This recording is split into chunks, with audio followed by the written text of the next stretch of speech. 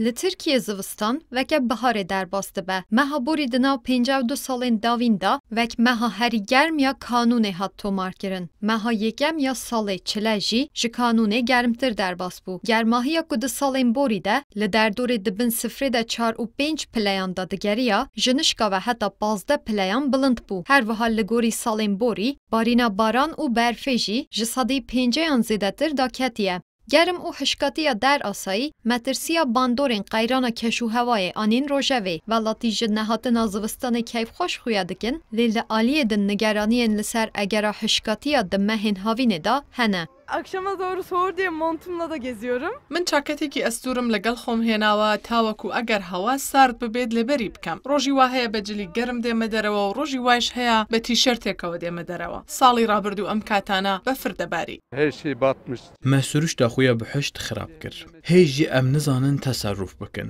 Bixêre ev germahiyên em xercî bo gazê an ku gerimbûnê nakin. Lê dîsa jî xwezî serma hatibam. Bêguman qeyrana keşûhewayê gef li tevahiya cîhan û siruştê û jîngehên ajalan jî dike. Li gorî şarezayan guherîna keşûhewayê, li gel bûyerên derasayî yên siruştî dikare rêya veyros û nexweşiyên nû jî veke. Her wiha şareza dibêjin, bergirî çend zû werin hilgirtin, hind başin. Şimdi 2019 yılı Türkiye'de yağışlı bir yıldı. 3 salên dawî li Tirkiye gelek hişk derbas bûn. Di mehên dawî de rewş metirsidartir xuya dike. Yek ji sedeman guherîna keşûhewayê ye. Sedemeke din ya mezin jî siyaseta xelet e. Bo mînak, di nav salekê de li Tirkiye 128 milyon metre sêca erd avayî hatine çêkirin.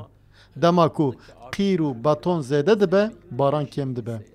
Mehên havînê dibe ku bi awayekî awarte, germ û hişk derbas bibin. Bo sivikkirina encamên qeyrana siruştî, bi taybetî di kerta pîşesaziyê de gemkirina emîsyona gazên karbonê giring e. Tirkiye li gel diyarkirina nexşereyên ravestandina bandorên qeyrana keşûhewayê, sal bi sal di emîsyona gazên karbonê da li Tirkiye zêdebûn tê tomarkirin. Nalîn Dirî, Kurdistan 24, Ankara.